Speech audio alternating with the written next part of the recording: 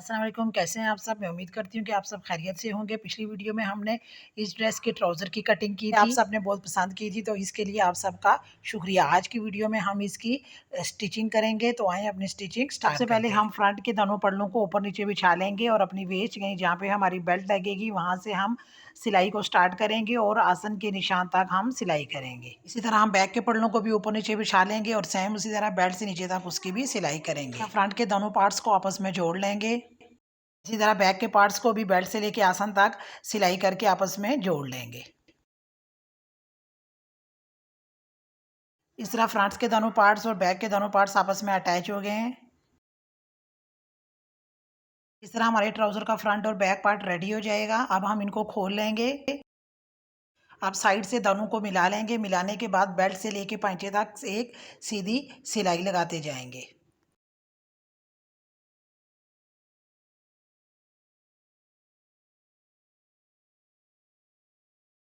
दोनों साइड्स पे वायर की सिलाई लगाने के बाद हमारे ट्राउज़र की शेप कुछ इस तरह से आ जाएगी।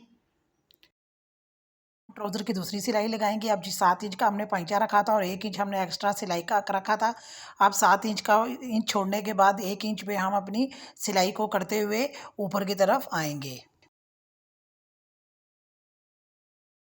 अब ट्राउज़र के फ्रंट और बैक के आसन की सिलाइयों को आपस में मिला लेंगे और अपनी सिलाई को कंटिन्यू करते हुए हम दरमियान की सिलाई पे आकर उस सिलाई को ख़त्म कर देंगे। यहाँ पे हम डबल टांका लगा लेंगे। इसी तरह हम अब दूसरे पैंचे पे भी सिलाई लगाएंगे। एंड पर पहुँचने पर दोनों सिलाइयों को आपस में मिला लेंगे। दोनों साइड की सिलाइयों को आपस में मिलाने के बाद हम सुई को बीच में रखेंगे। पाँव को ऊपर उठाने के बाद ट्राउज़र को घुमा लेंगे। यहाँ पे हमारी वी शेप आनी चाहिए और 2-3 टांके हम नीचे की तरफ लेकर आएंगे। ट्राउज़र की बेल्ट में इलास्टिक को अटैच करेंगे। आप चाहें तो फुल इलास्टिक को भी अटैच कर सकते हैं और फ्रंट प्लेन और बैक में इलास्टिक का तरीका भी आप यूज़ कर सकते हैं। तो इसके लिए मैंने इलास्टिक तकरीबन 17 इंच ली है। इसकी चौड़ाई तकरीबन 1 इंच है और 1 इंच ही चौड़ा हम बुकरम का पीस लेंगे, जिसकी लंबाई तकरीबन 5 इंच है। आप चाहे तो 7 से 8 इंच भी रख सकते हैं, लेकिन मैंने तकरीबन 5 इंच रखी है।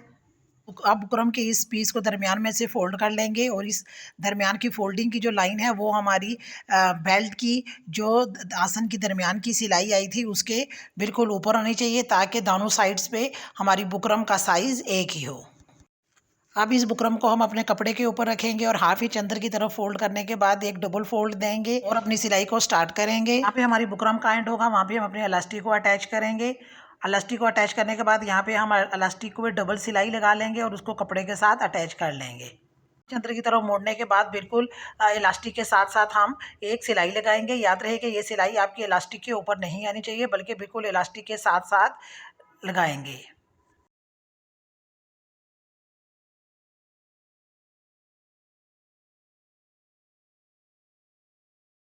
इस तरह से सिलाई लगाते हुए साथ साथ हम इलास्टिक को खींचेंगे और पीछे की तरफ यूँ चुनट पड़ती जाएंगी और आगे की तरफ आपकी इलास्टिक सीधी होती जाएगी और अपनी सिलाई को हम कंटिन्यू करेंगे।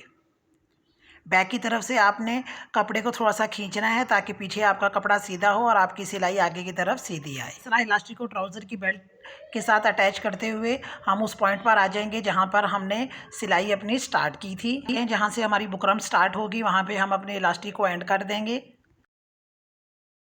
इलास्टिक के एंड पर अगेन हम डबल सिलाई लगाकर इसको कपड़े के साथ अच्छी तरह से अटैच कर लेंगे और अपनी सिलाई को कंटिन्यू करते हुए उस पॉइंट पे आएंगे जहाँ से हमने अपनी सिलाई स्टार्ट की थी। इस तरह हमारे ट्राउज़र में इलास्टिक लग कर रेडी हो जाएगी। अब हम अपनी चुनट्स को इक्वल कर लेंगे।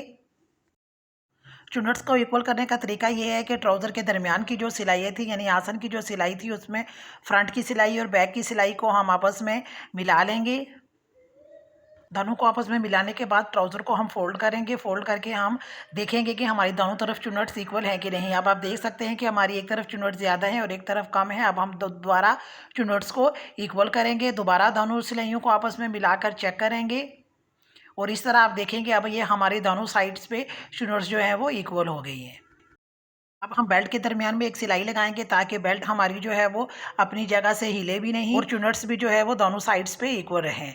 अब हम बेल्ट के दरमियान में सिलाई लगाना स्टार्ट करेंगे। सिलाई लगाते हुए आपने बेल्ट को फुल खींचना है ताकि बेल्ट जो है वो तंग ना हो जाए। हमारी बेल्ट कम्प्लीटली रेडी हो जाएगी। हम ट्राउज़र का पाइचा फोल्ड करेंगे।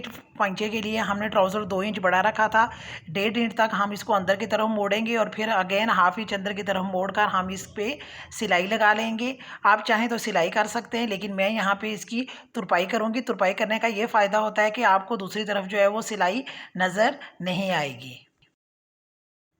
सिलाई या तुरपाई करते वक्त जो कपड़ा आपने अंदर की तरफ फोल्ड किया है उसकी और बाहर वाले कपड़े की सिलाइयाँ आपस में मैच करनी चाहिए। सिलाइयों को मैच करने के बाद हम सीधा कपड़ा रख के उसकी तुरपाई या सिलाई लगाएंगे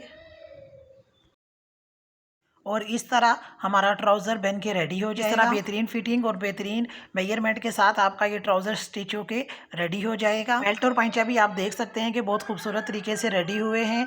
पाइचे में तुरपाई करने से अब बाहर की तरफ कोई सिलाई भी नज़र नहीं आ रही, जो कि ज़्यादा नफीस लग रहा है। मैं उम्मीद करती हूँ कि मेरी ये वीडियो आपको पसंद आई होगी। तो अगली वीडियो तक के लिए अल्लाह हाफिज़।